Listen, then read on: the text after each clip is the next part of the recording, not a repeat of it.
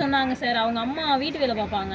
அந்த பொண்ணு வந்து சொல்லிட்டு போயிருந்தாங்க. இந்த மாதிரி அந்த கடை மூடிட்டாங்களாம் அப்படின்னா. "என்னடி சொல்ற? நாங்களாம் அந்த பணம் போட்டிருக்கோம்" அப்படின்னா, "அம்பேலு அங்கே மூடிட்டு போய் 2 நாள் ஆகுதான்" அப்படின்னு சொல்லி சொன்னாங்க. ஓ, அதான் வந்து பார்க்க வந்திருக்கீங்க. அதனால தான் பார்க்க வந்தேன் சார் ஃபர்ஸ்ட்.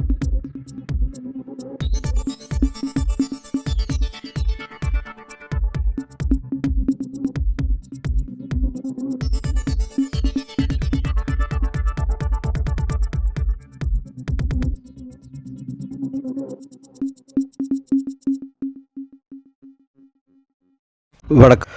ஃப்ரீடம் நேசருக்கு அன்புடன் வரவேற்கிறோம். தற்போது பார்த்துருப்பீர்கள், ஒரு பெண் நகைக்கடையில், அதாவது தஞ்சையில் ஒரு நகைக்கடையில்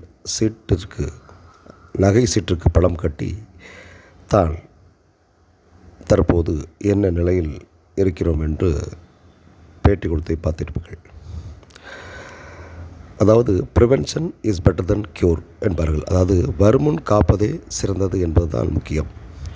பொதுவாக எந்த ஒரு விஷயத்தை எடுத்துக்கொண்டாலும் நாம் முதலில் சட்டத்தை தெரிந்து கொள்ள வேண்டும்.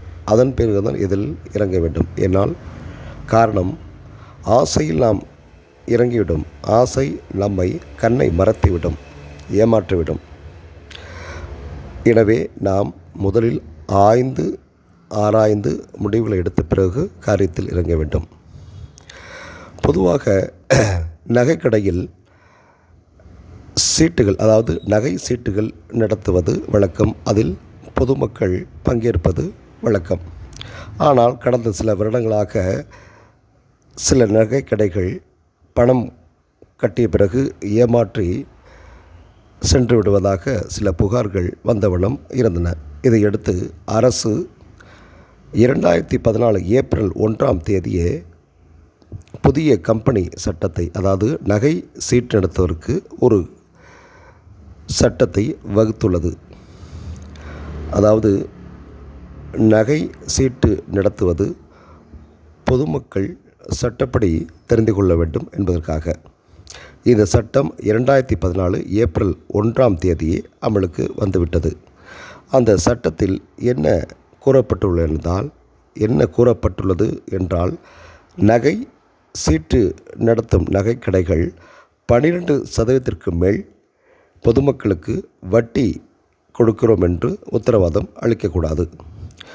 மேலும் 365 நாட்களுக்கு மேல் ஒரு நகை சீட்டு திட்டத்தை நடத்தக்கூடாது.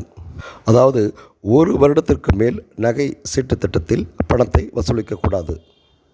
ஒரு நகைக்கடையில் நகையின் மதிப்பை விட 25% மேல் டெபாசிட்டாக வாங்கக்கூடாது. ஒரு நகைக்கடை 1 வருடத்திற்கு மேல் நகை சீட்டு நடத்த மாதங்களை அதிகரிக்க வேண்டுமென்றால் RBIயிடம் அனுமதி பெற வேண்டும். இது பெரிய நிறுவனங்கள் மட்டுமல்ல, சாதாரண நகைக்கடை கூட இதில் பொருந்தும் என்று RBI சட்டம் கூறுகிறது.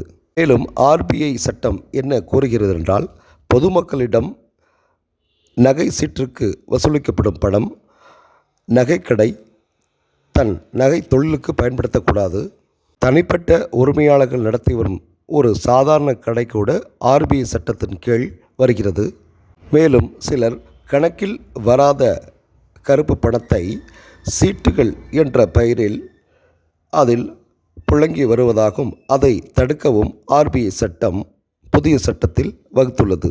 சட்டம் ஒரு பக்கம் இருந்தாலும், நாம் நகை சீட்டு நடத்துவதற்கு முன்னதாக குறைந்தபட்சம் சில நடவடிக்கைகளை நாம் கவனித்துதான் நகை சீட்டில் சேர வேண்டும்.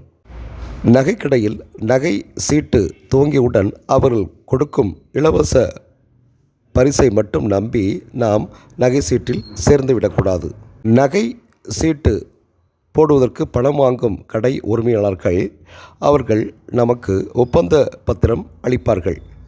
அந்த ஒப்பந்தத்தில் ரிசர்வ் பேங்க் இந்தியா வகுத்துள்ள சட்டப்படி கருத்துக்கள் இடம்பெற்றுள்ளதா, அதன் பிறகு மாதம் எவ்வளவு செலுத்த வேண்டும், எத்தனை மாதத்திற்கு பிறகு நகை திட்டம் முதிர்வடையும், இடையில் பணம் செலுத்தாமல் போனால் செலுத்திய பணம் என்னமாகும், அதற்கு நகை வழங்கப்படுமா அல்லது பணமாக கொடுப்பார்களா, RBI வகுத்துள்ளபடி சீட்டு முதிர்வடைந்த பிறகு தங்கம் எப்படி கொடுக்கப்படுகிறது என்பதை முதலில் தெரிந்து கொள்ள வேண்டும். மேலும் நகை சீட்டு மூலம் நகைகள் கொடுக்கும்போது அது ஹால்மார்க் முத்திரையுடன் நகை கொடுக்கப்படுமா என்று பார்க்க வேண்டும். அதேபோல் நகை சீட்டு பணம் கட்டிய பிறகு நகை வாங்கும்போது சேதாரம் 18% அதற்கு மேல் போகாமல் இருக்கிறதா சட்டப்படி என்று பார்க்க வேண்டும்.